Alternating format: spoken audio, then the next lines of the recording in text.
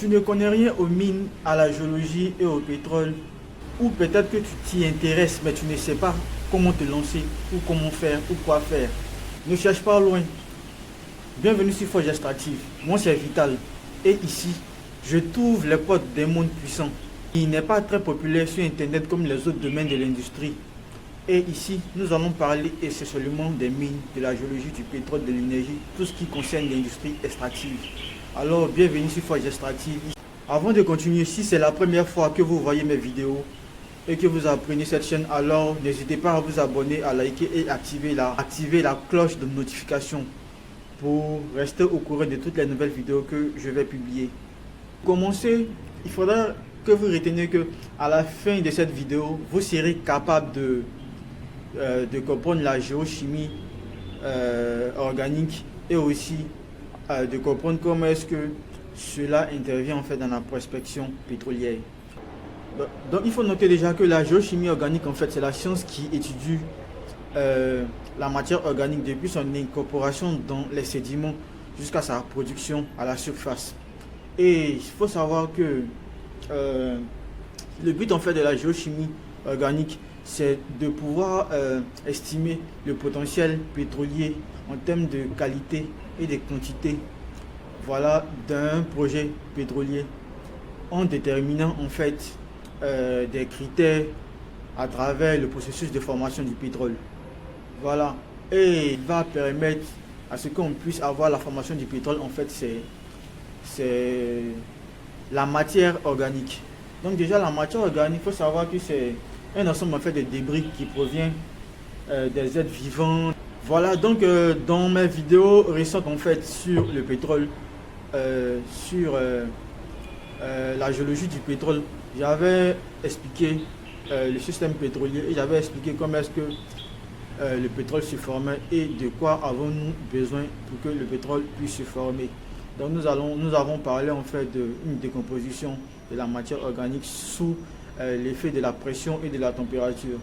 Donc ici j'ai fait un schéma. Voilà, j'ai fait un schéma pour résumer en fait le cycle de décomposition de la matière organique sous l'effet de la pression et de température, pour savoir qu'est-ce que ça génère après en fait ces décompositions là.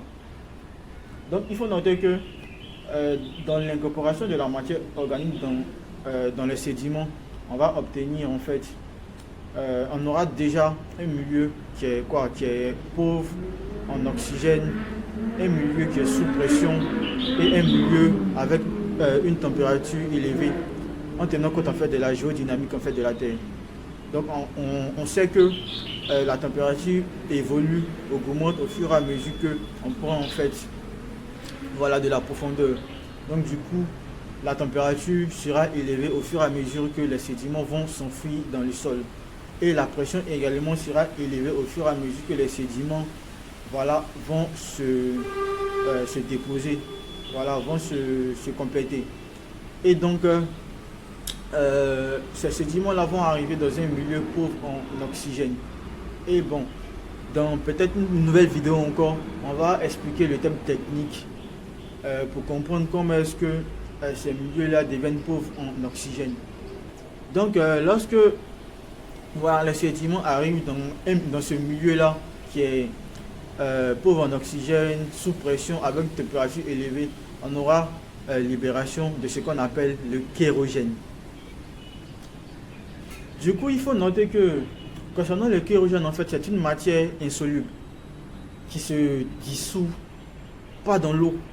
C'est une matière organique qui est insoluble et qui ne se dissout pas dans l'eau. Voilà. Ici, on va parler de dissoudre cette matière dans l'eau, c'est utiliser un solvant en fait pour dissoudre, voilà, pour dissoudre en fait ce produit-là. Et il faut noter qu'au fur et à mesure en fait que l'enfouissement en fait des sédiments va se faire, on aura une transformation de ces sédiments-là en kérogène. Et ce kérogène-là va donner plus tard en fait ce qu'on appelle le pétrole et le gaz. Donc ici, on va parler de la phase de maturation du kérogène. Il faut noter également que tout cela en fait se passe dans la roche-mère, tel que je l'ai précisé en fait dans mes récentes vidéos, où j'ai précisé que la roche-mère était comme la cuisine de préparation du pétrole. Voilà, c'est ce qu'il faut retenir. Moi, c'est la méthode que j'utilise pour me rappeler, voilà, pour faire une image en fait de la génération en fait du pétrole dans ce système pétrolier. Maintenant, en parlant de Rushmare, qui est la cuisine en fait de formation du pétrole, il faut savoir que déjà la plupart des Rushmare qu'on a tendance à retrouver, voilà, dans les projets pétroliers sont des calcaires, marnes, argile. Donc il faut noter que la plupart en fait de la matière organique qui génère du pétrole en fait viennent des phytoplanctons ou des zooplanctons ou encore des différents types de bactéries ou encore des on les appelle comment même des végétaux, voilà, des débris de végétaux qui quittent en fait notre couche là, notre terre. Voilà. Donc lorsqu'on parle de zooplancton, on va parler en fait des débris des animaux morts de la mer. Des phytoplanctons, on va parler en fait des débris végétaux de la mer tels que les algues, voilà. Ceux-là qui vont former une masse sédimentaire qui vont s'accumuler en fait dans ceux-là qui vont former plutôt une matière organique qui vont s'incorporer dans les sédiments et au fur et à mesure avec les conditions de température et de pression, voilà, on aura maintenant formation de kérogène. J'ai élaboré également un petit plan pour comprendre. Maintenant, il faut noter qu'il existe plusieurs types en fait de Rushmare qui sont classés en 4 catégories et plusieurs types aussi de matières organiques classées en 4 catégories et 4 types également de kérogène. Donc j'ai fait un petit schéma pour mieux expliciter.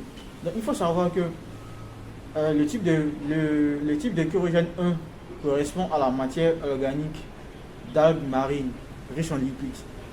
Voilà, qui va lui aussi correspondre au type A de Rushmare. Et le type A de Rushmare, en fait, c'est ce genre de Rushmare là qui ont tendance à générer du pétrole en abondance. Voilà.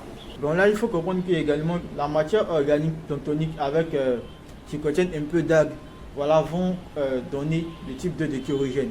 Et le type 2 de kérogène, à leur tour, en fait, vont donner une Rushmare, voilà, de type B.